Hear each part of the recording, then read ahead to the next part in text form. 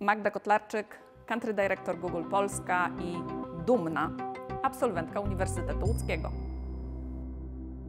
Cześć Magda, bardzo się cieszę, że przyjęłaś zaproszenie do naszej Akademii Przedsiębiorczości. Dziękuję za zaproszenie i zawsze jest dobrze wracać do swojego uniwersytetu. Bardzo się cieszę. Z Tobą bym chciała porozmawiać o przedsiębiorczości i technologiach. Takie pierwsze pytanie, które mi się nasuwa, no to jak teraz odnaleźć się w przedsiębiorczości, jeśli mamy tyle rozwiązań związanych ze sztuczną inteligencją? No, technologie i przedsiębiorczość to już nie jest nowy temat. Ostatnim taką dużą rewolucją to był internet. Pojawiło się mnóstwo nowych firm, nowych biznesów na większą skalę, globalną skalę, bo właśnie internet to umożliwił. A teraz mamy nowe rozwiązania. Od kilku miesięcy zadajemy na czacie GPT różnego rodzaju pytania. Mamy też czat Google'a, BART. Powiedz, czy przedsiębiorczości sztuczna inteligencja pomoże? Jeśli tak, to jak? Rzeczywiście mamy teraz nową erę. Era sztucznej inteligencji to też era nowych możliwości i przedsiębiorcy powinni w pierwszej kolejności zrozumieć, jakie te możliwości sztuczna inteligencja im stwarza. Jak już to zrozumieją też, że nie należy się jej obawiać i będą tym samym szybciej, lepiej korzystali z tego wszystkiego, co nam ona może przynieść. Wspomniałaś o rewolucji internetowej, po drodze jeszcze była rewolucja mobilowo-smartfonowa. Jak spojrzymy na rozwój firm, to te firmy, które w pierwszej kolejności zrozumiały, na czym polega potęga internetu, albo zrozumiały, co przynosi rewolucja mobilna, wykorzystały tą szansę, które te innowacje stworzyły i tym razem będzie tak samo. Przedsiębiorcy to, co zauważą w pierwszej kolejności szereg sposobów, jak współpraca ze sztuczną inteligencją rozwiąże i pomoże im we wszystkich takich zadaniach, pracach, które są żmudne, powtarzalne. Tutaj upatrywałabym w pierwszej kolejności takiego obszaru, gdzie każdy z nas, ale w tym przedsiębiorca, znajdzie pomoc w AI. Przykłady: szczytywanie umów, kontraktów, pisanie podsumowań ze spotkań, przygotowywanie kolejnej prezentacji, przygotowywanie kolejnego zapytania ofertowego. To są wszystko obszary, w którym już za chwilę zobaczymy, jak bardzo sztuczna inteligencja może nam pomóc. Ale też ja apeluję, żeby to szło w parze z takim zrozumieniem, jak ta sztuczna inteligencja działa. Ja o tym mówię, takim AI skilling. W momencie, kiedy zrozumiemy, jak to działa, to będziemy wiedzieli po prostu, gdzie wpuścić tą sztuczną inteligencję do naszego biznesu, a gdzie jej podziękować. Brzmi optymistycznie, czyli mamy szansę, że w przedsiębiorczości skupimy się na tej ciekawszej części, tej ciekawszej stronie tego zjawiska, tego procesu. Mówiąc o technologiach, mówiąc o przedsiębiorczości, nie mogę pociągnąć też wątku Doliny Krzemowej. Tutaj się przyzwyczailiśmy zawsze słuchać o pięknych historiach, a w ostatnim czasie pojawiły się mniej ciekawe wątki. Mamy panią Elizabeth Holmes i firmę Theranos. Śledziliśmy tą sprawę w ostatnich dosłownie tygodniach, upadek banku, Silicon Valley Bank. Czego możemy się nauczyć? Bo to chyba zawsze z takich przykładów najlepiej coś wyciągnąć i nauczyć się, oczywiście w kontekście przedsiębiorczości.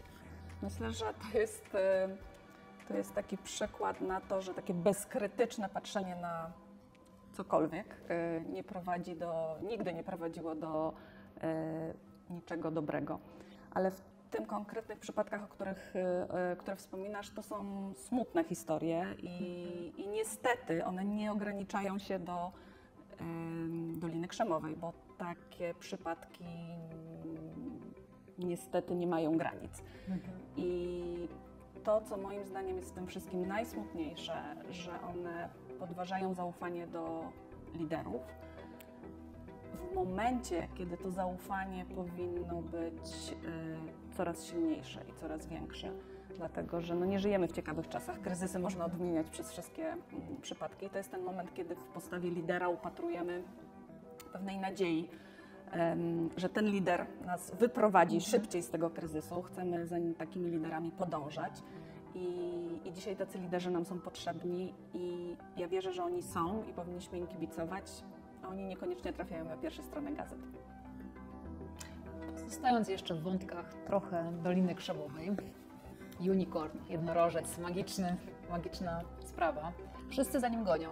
No, tak naprawdę jak spojrzałam w statystyki przed naszym spotkaniem, no to w Europie niewiele ponad 130, może 1000 na świecie i to też tak trudno określić. Jednorożec, czyli firma technologiczna, innowacyjna, wyceniana na $1 miliard.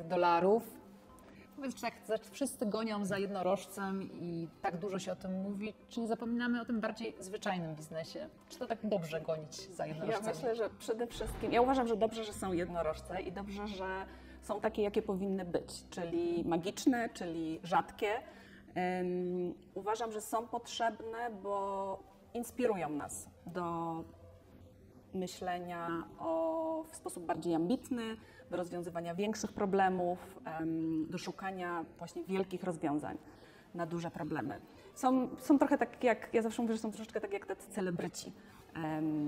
Przypatrujemy się im, obserwujemy ich, trochę zazdrościmy, ale też trochę ściągamy i podpatrujemy, co oni takiego robią, że my też na swoim podwórku możemy zastosować, ale jakby ich było 10 razy więcej albo 100 razy więcej, to nie zmienią naszego życia w taki sposób, jak zmieniają po prostu przedsiębiorstwa. Ty nazwałaś to zwykłymi przedsiębiorstwami. Moim zdaniem, jak spojrzymy na polską scenę, to są niezwykłe przedsiębiorstwa z sektora MŚP, które generują połowę polskiego PKB. Tych firm jest ponad 2 miliony. One zatrudniają chyba blisko 7 milionów ludzi. I to jest taki niesamowity kapitał, który jeszcze na dodatek tak sam z siebie chce się rozwijać, rosnąć.